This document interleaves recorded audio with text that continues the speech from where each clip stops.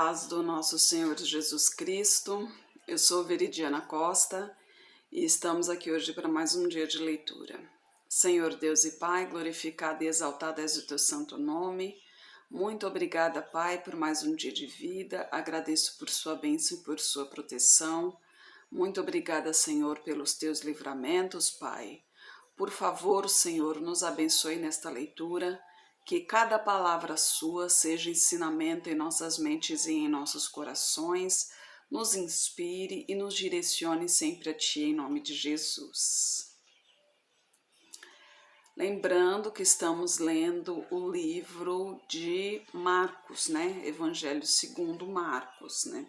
Aqui ele fala sobre a vida de Jesus Cristo aqui na Terra, né? Como foi os ensinamentos dele do ponto de vista de Marcos, né? Porque lembrando que Marcos, Mateus e Lucas, eles relatam os mesmos acontecimentos, mas cada um com o seu ponto de vista, né?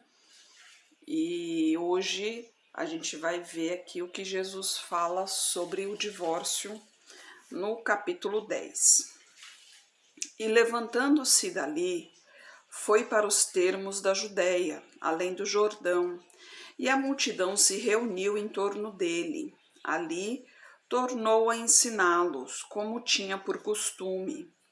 E aproximando-se dele os fariseus, perguntaram-lhe, tentando-o: é lícito ao homem repudiar sua mulher?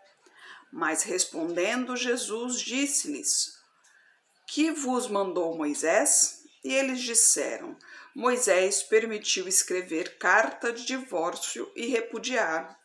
E Jesus respondendo disse-lhes: pela pureza dos vossos corações vos deixou ele escrito esse mandamento. Porém, desde o princípio da criação, Deus fez o macho e a fêmea. Por isso deixará o homem a seu pai e a sua mãe, e unir-se-á à sua mulher, e serão os dois uma só carne. Assim, já não serão dois, mas uma só carne. Portanto, o que Deus ajuntou, não os separe o homem. E em casa tornaram os discípulos a interrogá-lo acerca disto mesmo. E ele lhes disse: qualquer que deixar a sua mulher e se casar com outra, adultera contra ela. E se a mulher deixar a seu marido e casar com outro, adultera. E traziam-lhe meninos para que lhes tocassem. Mas os discípulos repreendiam aos que lhes traziam. Jesus, porém, vendo isto, indignou-se e disse-lhes: deixai vir os meninos a mim, e não os impeçais, porque dos tais é o reino de Deus. Em verdade vos digo que qualquer que não o receber, o reino de Deus como menino, de maneira nenhuma entrará nele. E tomando-os nos seus braços e impondo-lhes as mãos, os abençoou. Só um detalhezinho aqui, né? Porque no caso de Marcos aqui, ele não entra muito em detalhe em relação ao divórcio, né? Mas eu acho que em Mateus ele entra um pouco mais de detalhe, não sei se é Mateus ou Lucas, que Deus fala em relação ao divórcio. Aliás, eu acho que é no começo mesmo da Bíblia, quando fala do divórcio, que Deus prefere que não haja divórcio, obviamente, mas em caso de adultério, né, pode o seu cônjuge repudiar o outro, né, seja homem, seja mulher, né, quem for o traído pode se separar, pode se divorciar, mas Deus prefere que haja perdão e reconciliação, mas se não houver, pode se divorciar e não casar outra vez, porque se casar outra vez, estará cometendo adultério do mesmo jeito, entendeu? Depois eu procuro onde que está escrito e deixo aí no comentário. E a gente continua aqui, ele vai falar sobre o jovem rico no versículo 17. E pondo-se a caminho, correu para ele um homem, o qual se ajoelhou diante dele e lhe perguntou: Bom mestre, que farei para herdar a vida eterna? E Jesus lhe disse: Por que me chamas bom? Ninguém há bom senão um, que é Deus. Tu sabes os mandamentos: não adulterarás, não matarás, não furtarás, não dirás falso testemunho, não defraudarás alguém, honra teu pai e tua mãe. E ele, porém, respondendo, lhe disse: Mestre, tudo isso guardei desde a minha mocidade. E Jesus, olhando para ele, o amou e lhe disse: Falta-te uma coisa, vai, vende tudo quanto tens, dá aos pobres e terás um tesouro no céu. Então vem, toma tua cruz e segue-me. Mas ele, pesaroso desta palavra, retirou-se triste, porque possuía muitas propriedades. Então Jesus, olhando em redor, disse aos seus discípulos: Quão dificilmente entrarão no reino de Deus os que têm riquezas. E os discípulos se admiraram destas suas palavras, mas Jesus, tornando a falar, disse: Filhos, quão difícil é para os que confiam nas riquezas entrar no reino de Deus. É mais fácil passar um camelo pelo fundo de uma agulha do que entrar um rico no reino de Deus. E eles se admiraram ainda mais, dizendo entre si: Quem poderá, pois, salvar-se? Jesus, porém, olhando para eles, disse: Para os homens é impossível, mas não para Deus, porque para Deus todas as coisas são possíveis. E Pedro começou a dizer-lhes: Eis que nós tudo deixamos e te seguimos. E Jesus, respondendo, disse: Em verdade vos digo que ninguém há que tenha deixado casa, ou irmãos, ou irmãs, ou pai, ou mãe, ou mulher, ou filhos, ou campos, por amor de mim e do Evangelho, que não receba 100 vezes tanto, já neste tempo, em casas, irmãos, irmãs, mães, filhos e campos, com perseguições, e no século futuro e a vida eterna. Porém, muitos primeiros serão derradeiros, e muitos derradeiros serão primeiros. Eles iam pelo caminho subindo para Jerusalém, e Jesus ia diante deles, e eles maravilharam-se e seguiam-o atemorizados. Então, tornando a tomar consigo os 12, começou a dizer-lhe as coisas que devia sobrevir, dizendo: Eis que nós subimos a Jerusalém, e o Filho do Homem será entregue aos príncipes dos sacerdotes e aos escribas, que o condenarão à morte e o entregarão aos gentios. E escarnecerão, açoitarão e cuspirão nele e o matarão, mas ao terceiro dia ressuscitará. E aproximaram-se dele Tiago e João, filhos de Zebedeu, dizendo: Mestre, queremos que nos faça o que te pedirmos. E ele lhes disse: Que quereis que vos faça? E eles lhes disseram: Concede-nos que na tua glória nos assentemos, um à tua direita e outro à tua esquerda. Mas Jesus lhes disse: Não sabeis o que pedis. Podeis vós beber o cálice que eu bebo e ser batizado com o batismo com que eu sou batizado? E eles disseram: Podemos, Jesus. Jesus, porém, disse-lhes: Em verdade, vós bebereis o cálice que eu beber e sereis batizados com o batismo que eu sou batizado. Mas o assentar-se à minha direita ou à minha esquerda não me pertence a mim concedê-lo, mas isso é para aqueles a quem está reservado. E os 10, tendo ouvido isto, começaram a indignar-se contra Tiago e João. Mas Jesus, chamando-os a si, disse-lhes: Sabeis, os que julgam ser príncipes das gentes, deles se assenhoreiam, e os seus grandes usam de autoridade sobre elas. Mas entre vós não será assim.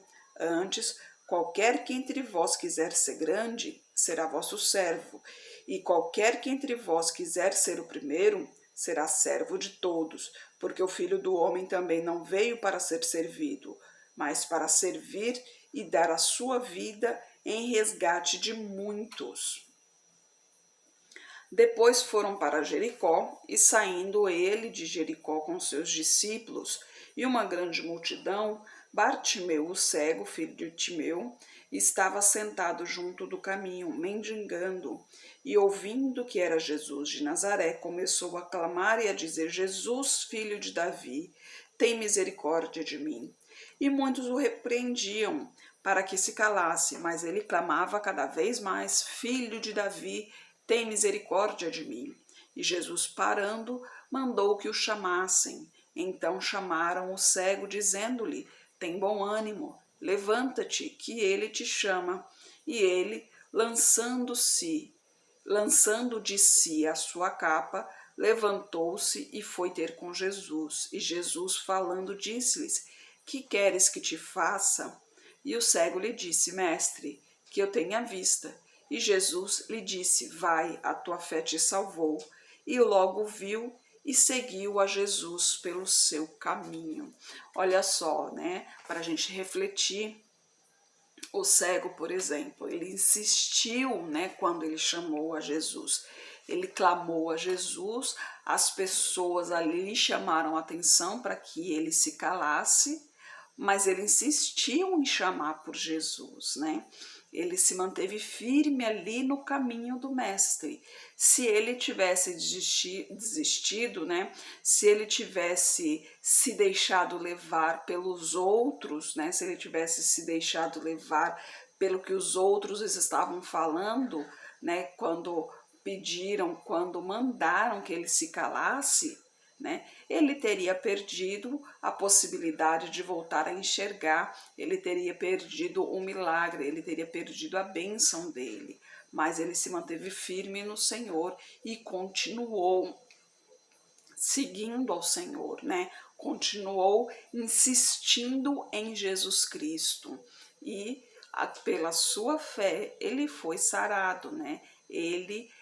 Jesus Cristo, de amor e misericórdia, o abençoou e fez ali o milagre, que sirva de reflexão para nós, né?